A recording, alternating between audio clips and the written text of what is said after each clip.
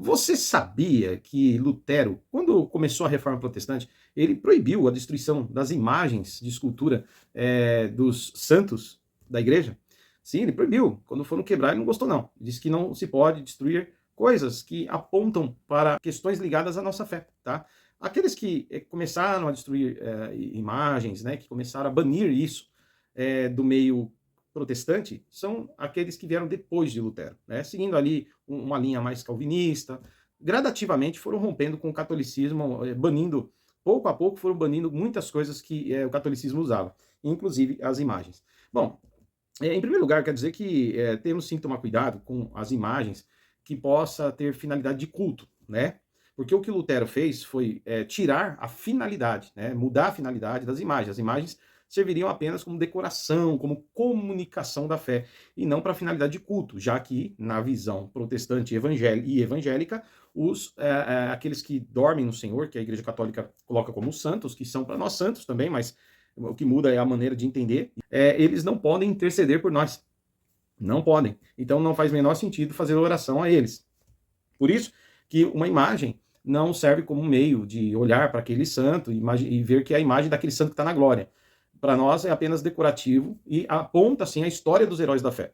Homens e mulheres de fé, mas não no sentido de litúrgico, né? Não há uma sacralidade naquela imagem, né? Como a Igreja Católica, se quebrar uma imagem é um sacrilégio, você entendeu? Para nós não é assim, para nós não faz o menor sentido, nós evangélicos ou protestantes, tá?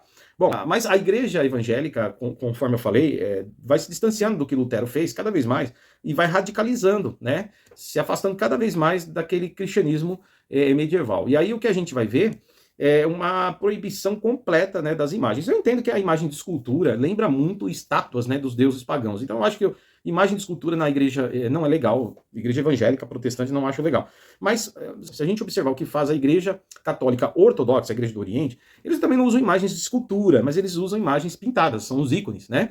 E tem muito ícone bonito, né? Então eu entendo que a pintura, tá? A sacralidade da pintura, de um quadro, né? Que um quadro que a gente tem Jesus ali, ou os apóstolos, comunicam a fé. É a Bíblia em forma de arte, né? É o que está escrito em forma de desenho. Então eu acho que fica bonito, sim, quando uma igreja tem vitrais que tem ali imagem de Jesus, e a igreja tem a imagem de algum santo ali na igreja. Santo que para nós são os apóstolos, né? São aqueles que estão na Bíblia, certo? Uma cruz, né? Uma cruz. Então, não vejo nenhum problema com a arte na igreja, tá? Desde que ela não tenha a finalidade de veneração, né? Não seja para ser venerada, que não haja uma ligação cultica, de culto com aquele desenho, aquela pintura, tá bom? Então, infelizmente, né, algumas igrejas, a maioria, né, principalmente aqui no Brasil, radicalizou.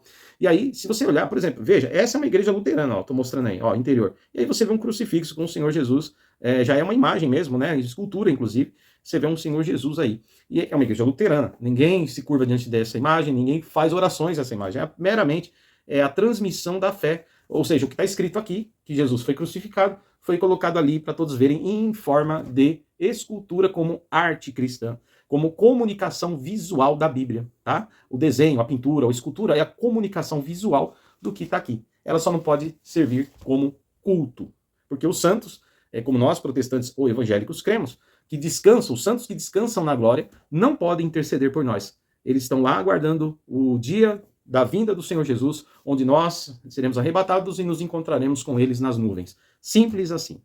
Beleza? Então, se algum dia alguém chegar na nossa igreja lá, achar uma arte lá na parede, não fique escandalizado.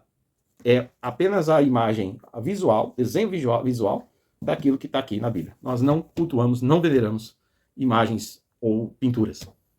Deus abençoe.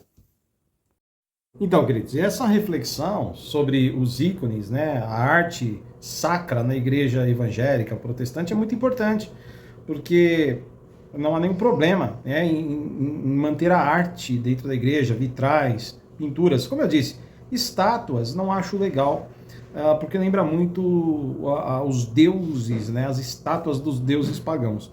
Mas a pintura, o vitral, nas medidas devidas e ponderadas proporções, uma cruz, né? Não vejo nenhum problema, tá?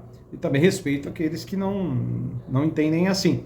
Mas a gente precisa ser bem maduro sobre isso, tá? Então a arte cristã, ela aponta né, para a realidade das Escrituras. É o desenho, né, a visualização daquilo que está escrito, né? Bom, e a comunicação visual das Escrituras, é mais ou menos isso. E o ambiente fica claro, né, que é um ambiente de igreja, que tem ali algo a ver com o cristianismo. Veja, nas catacumbas de Roma, eu vou pôr as imagens para vocês, a arte cristã, já do século II e III, a igreja perseguida por Roma, antes mesmo, né, da fusão entre a igreja e o Estado, a partir de Constantino e Teodósio posteriormente, antes mesmo disso a igreja perseguida fazia culto escondido nos cemitérios, né, subterrâneos, as catacumbas.